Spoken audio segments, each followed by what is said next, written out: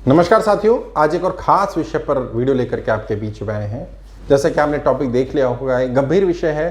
एक साथी ने पूछा कि सर जो दंगे होते हैं, क्या दंगों के पीछे भी कोई राजनीति होती है? साथियों, बड़े अफसोस के साथ ये बात कहनी पड़ रही है। हाँ, ये बात पूरी तरह सच है। दंगों के पीछे अक्सर राजनीति होती है और कड़वी बात बता रहा हूँ, बट सच्चाई है। यदि सत्ता पक्ष तय कर ले कि दंगे नहीं होंगे या हमारे राज्य में दंगा नहीं हो सकता, तो मैं आपको दावे के साथ कह सकता हूं दंगा कभी हो ही नहीं सकता।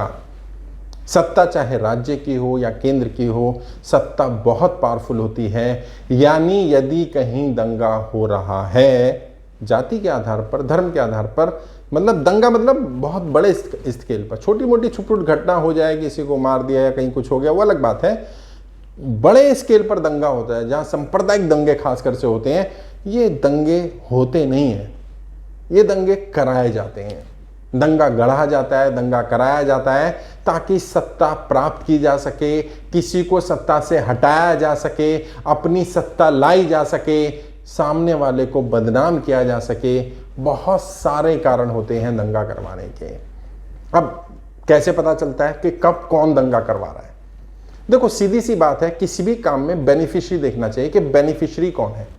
कोर्ट भी देखता है ना कि जब कोई केस आता है कोर्ट के पास, तो कोर्ट क्या देखता है? इसका बेनिफिशियरी कौन है, बेनिफिट किसे मिला। किसी का मर्डर हो गया, कुछ हो गया और उसमें कोई प्रूफ नहीं है, तो देखते हैं इसका बेनिफिशियरी कौन है और वहां से ढूंढना शुरू करते हैं, तहकीकात शुरू करते हैं, इससे लाभ किसको होगा। दंगों से किसको लाभ होगा? दंगों से उस पार्टी या उस संगठन या उस नेता को लाभ होगा जो वहां पर अपनी दंगों के आधार पर राजनीति करना चाहता है या ध्रुवीकरण करना चाहता है। अब मान लीजिए किसी पर्टिकुलर जाति या धर्म के, सांप्रदायिक दंगे खासकर से धर्म के आधार पर ही होते हैं, तो किसी धर्म के विरोध में दंगा कराना है तो दूसरे धर्म के लोग हमारे पक्ष में आ जाएं। अब कई बार ऐसा भी होता है, दूसरे धर्म की सिंपैथी लेने के लिए उनको पिटवा दिया जाता है, दंगे में उनको मरवा दिया जाता है ताकि बाद में हम उसकी सिंपैथी ले सकें और हमें फायदा हो सके। और इसमें अमूमन जो दोनों धड़े होते हैं, दोनों पार्टियां, जितने भी पक्ष होते हैं, अमूमन लगभग सभी पक्षों को थोड़ा बहुत फायदा ही हो रहा होता है। दंगों से नुकसान किसी को नहीं हो रहा होता। नुकसान होता है वो जो दंगे में मारा गया, दंगे में नुकसान होता है आम आदमी का। और इससे आप अंदाजा लगा सकते हैं दंगे करवाने वाले लोग और दंगों में मारे जाने वाले लोग अलग अलग होते हैं। आप इससे अंदाजा लगा सकते हैं कि दंगे करवाता कोई और है, मारा कोई और जाता है। और जो लोग भी सांप्रदायिक दंगे कराते हैं, सांप्रदायिक नेता हैं, सांप्रदायिक भाषण देते हैं, उनकी भाषण शैली, उनके भाषण कला, उनके आग उगलते हुए भाषण वायरल किए जाते हैं, बताए जाते हैं, बोले जाते हैं, लिखवाए जाते हैं, बताया जाता है उनको किस भाषण को किस तरह से बोलना है। और जब वो ये भाषण देते हैं, उनके बैकग्राउंड को देखो, उससे पहले वो अपने बच्चों को विदेश भेज देंगे, उनकी सुरक्षा की तैयारी कर लेंगे। ज्यादातर जो कट्टरपंथी नेता हैं देश के, उनके बच्चे देखिए कहाँ हैं, वो देश में नहीं है। दुनिया के बच्चों को या देश के बाकी बच्चों को तो धर्म जाति पे लड़ाने में लगे हुए हैं, अपने बच्चों को अच्छी शिक्षा दे रहे हैं, डॉक्टर, IAS, IPS बना रहे हैं। अपने बच्चे इस सब में इन्वॉल्व नहीं होंगे, अपने बच्चे धर्म के काम में नहीं लगेंगे, मंदिर मस्जिद की लड़ाई में नहीं लगाए जाएंगे, अपने बच्चे हिंदू मुस्लिम करने में, धर्म के आधार पर, जाति के आधार पर लड़ाने में नहीं लगाए जाएंगे।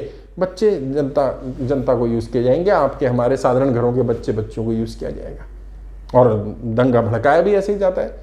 कहीं पर पता है कि यहाँ पर एक पर्टिकुलर धर्म की बस्ती है, तो दूसरे धर्म का कार्यक्रम वहीं से निकालवाओ, उसका रोड वहीं से बनवाना है, रूट वहां से बनवाओ, फिर वहां पर कुछ ना कुछ पंगा हो जाएगा। नहीं होगा तो अपनी भीड़ में से पत्थर फेंकवा दो। अब जुलूस निकल रहा हो, किसी भी धर्म का हो, कोई यात्रा निकल रही हो या कोई किसी तरह का जुलूस निकल रहा हो, किसी भी संप्रदाय का, और पत्थर फेंक दिया जाए उसमें। अब उस संप्रदाय के लोगों ने फेंका या दूसरे वालों ने फेंका, इससे क्या फर्क पड़ता है? भड़क गई पब्लिक भड़क गई तो पब्लिक ने आग देनी शुरू कर दी। और जो पब्लिक भड़कती है, ज्यादातर पब्लिक क्या करती है, आप भी कहीं जाएंगे, आम इंसान कहीं दंगों में फंस जाएगा, अगर किसी रैली में भी जा रहा है तो क्या करे, मारपीट करे? नहीं, वो अपने आप को बचाएगा। इसमें भीड़ में वो लोग एंटर कर जाते हैं जिनका काम फुल टाइम दंगा कराने का या दंगाई होते हैं। और ये भी कड़वी सच्चाई है कि वो पेड लोग होते हैं, उन्हें पैसा दिया जाता है, ब्रेन वॉश किया जाता है, वो उस भीड़ में घुस जाते हैं और वो तोड़फोड़ करना शुरू करते हैं, वो मारपीट करना शुरू करते हैं। जैसे मूवी में दिखाया गया है, बहुत सारी मूवीज में आपने देखा दंगे कैसे होते हैं। आम जनता तो इधर उधर भाग रही होती है, लेकिन जो कांड करने वाले लोग होते हैं वो गिने चुने होते हैं, और वो करके फिर वो पब्लिक में इन्वॉल्व हो जाते हैं, गायब हो जाते हैं। तो फिर बाद में पता ही नहीं चल पाता कि किया किसने दंगा। तो दंगों से लाभ किसको हो रहा है? एक पूर्व मुख्यमंत्री बंगाल के, जब बाबरी मस्जिद विध्वंस हुआ और वो राम मंदिर का पूरा आंदोलन हुआ, उसमें देश में कई जगह दंगे हुए, बंगाल में दंगा नहीं हुआ। तो बंगाल के मुख्यमंत्री जी से पूछा गया, ज्योति बसु साहब थे शायद, उनसे पूछा गया कि आपके यहाँ पर दंगे नहीं हुए, तो क्यों, क्या कारण था? उन्होंने सीधा सा जवाब दिया, क्योंकि हम नहीं चाहते थे दंगे हों। मतलब मुख्यमंत्री नहीं चाहते थे, इसलिए दंगे नहीं हुए। यानी कि जहां जहां हुए वहां कहीं ना कहीं सरकारें इन्वॉल्व थी, इसका तो यही मतलब है। लेकिन हाँ, जितना मैं नेताओं को जानता हूं, थोड़ा बहुत भड़काना धर्म के आधार पर, जाति के आधार पर, बल्कि वो खुद इतने कट्टर नहीं होते। कहीं कट्टर नेताओं के बारे में आप जब पढ़ेंगे तो आप हैरान हो जाएंगे, उनके अपने बच्चों ने शादी दूसरे धर्म में की जिसके खिलाफ वो बोल रहे हैं। हाँ, वो कट्टर है लेकिन वो अपने घर में सेकुलर है, अपने घर में उनके परिवार की, उनकी बेटियां, उनके बेटे, उन्होंने दूसरे धर्म जाति में शादी की है, लेकिन दुनिया को दिखाने के लिए, समाज को दिखाने के लिए वो भेदभाव करेंगे, वो अपनी रणनीति करेंगे, क्योंकि सत्ता, ध्रुवीकरण करना है। ध्रुवीकरण से फायदा किसको हो रहा है? हमेशा ही देखो, और जहां जिसका फायदा हो रहा है। और मैं ये नहीं कह रहा हूं आज वर्तमान में देखो, पुराने इतिहास देखो, दंगे किस किसने शुरू किए। जो आज हो रहा है वो तो सिर्फ रिफ्लेक्शन है उन चीजों का जो पहले हुई हैं। किसने दंगों पर सत्ता हासिल की है, किसने धर्म जाति के नाम पर लड़ाया है, किसने तुष्टीकरण किया है। तो जो तुष्टीकरण कर रहा था और जो ध्रुवीकरण कर रहा है, दोनों ही जिम्मेदार हैं। ये लोग कहते हैं कि यहाँ तो दंगे नहीं हो रहे, इस पर्टिकुलर पार्टी की सरकार है, इसकी सरकार आ जाती है तो दंगे नहीं होते। हो सकता है वो खुद ही दंगाई हो, दंगाई जब सत्ता में आ जाएंगे दंगा कौन करेगा? जब सबसे बड़ा बदमाश, मैंने कहा ना, सत्ता सबसे बड़ा बदमाश है, और बदमाश लोग ही सत्ता में आ जाएंगे तो फिर वो तो जब चाहेंगे तब दंगे हो जाएंगे, जब तक नहीं चाहेंगे कोई बाल भी बाका नहीं कर सकता। वरना सरकार जितना आप सोचते हैं ना, उससे बहुत ज्यादा पावरफुल चीज होती है। प्रॉब्लम क्या है? ये जो बुरे नेता हैं, ऐसा नहीं कह रहा हूं सारे नेता बुरे हैं, कुछ बहुत अच्छे नेता भी हैं। मैं ऐसे नेताओं को भी जानता हूं कि जो दंगा होते तुरंत कार्रवाई करते हैं, रुकवाते भी हैं, और अगर वो एक्शन ना लें या ना लेते तो ना जाने कितने लोग मारे जाते हैं। जहां आप सुनते हैं कि 100, 200, 500 लोग मारे गए और दंगा शांत हो गया, वो संख्या 10-20 हजार, 10-20 लाख भी हो सकती थी।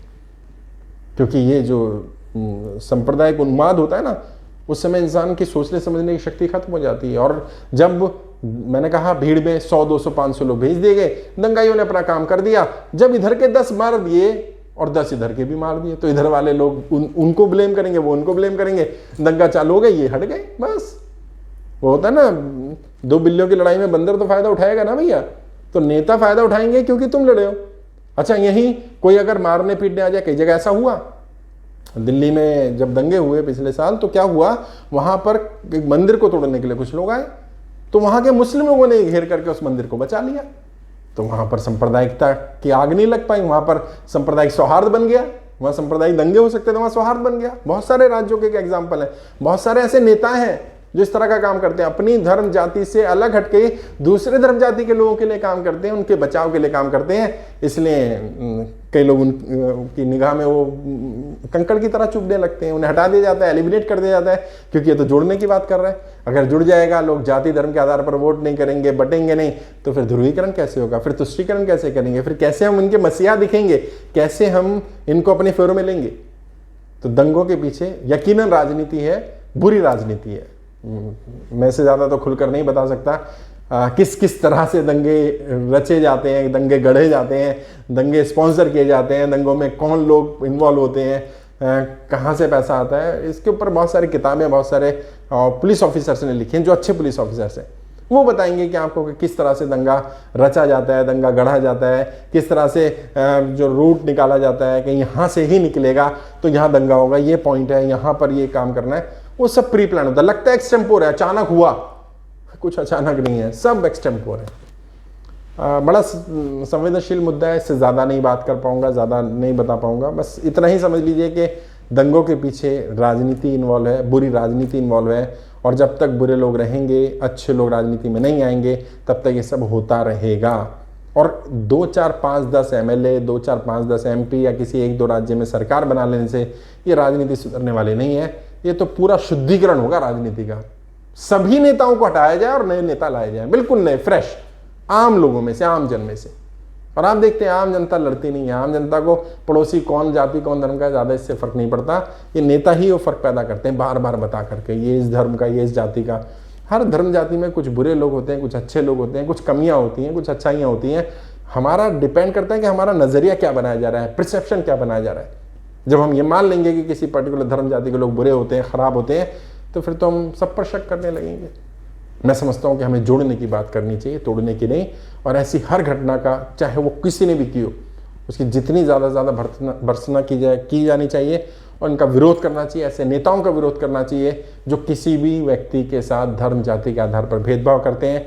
हर कट्टरपंथी सोच वाले व्यक्ति का विरोध हो, चाहे वो अपने धर्म का हो, अपनी जाति का हो, आपके धर्म के विरोधी धर्म का हो, विरोधी जाति का हो, इससे फर्क नहीं पड़ता।